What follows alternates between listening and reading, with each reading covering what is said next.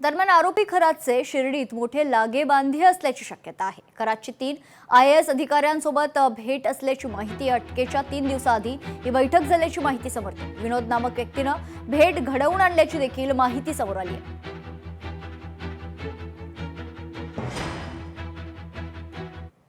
करुणा मुंडे यांनी रुपाली चाकणकरांच्या राजीनाम्यावर प्रतिक्रिया दिली। रुपाली चाकणकरांकडून पदाचा गैरवापर करण्यात आलाय असा आरोप करुणा मुंडेंनी केला। गैरवापर करत अशोक खरातला पाठिंबा दिला। चाकणकरांनाही अटक करण्यात येणार अशी माहिती यावेळेस खरं तर दावा करुणा मुंडे यांनी केला। रुपाली ताई, तुम्ही महिला आयोग पदाचा गैरवापर करून असे अशोक खरात जैसे राक्षस लोकांना पाठबळ देऊन जे महिला आयोगचा जे मोठा पद आहे त्याची मान ठेवली नाही, त्याच्यासाठी तुम्हाला आज भोगावं लागते।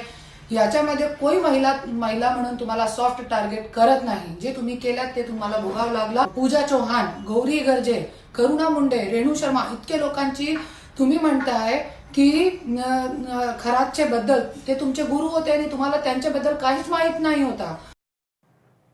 रुपाली चाकणकरांच्या राजीनाम्यावर परिवहन मंत्री प्रताप सरनाईकांनी देखील प्रतिक्रिया दिली आहे। रुपाली चाकणकर यांचं राजीनामा प्रकरणात संपूर्ण प्रकरणाची चौकशी सुरू आहे। जे कोणी दोषी असतील त्यांच्यावर लवकरच कारवाई होणार असं देखील सरनाईक म्हणाले। लोकप्रतिनिधी किंवा मंत्री म्हणून किंवा आमदार खासदार म्हणून आमच्या बरोबर ते लोक फोटो काढतात आणि फोटो काढल्यानंतर त्यांचा आणि आमचा संबंधचं असं काही नसतं।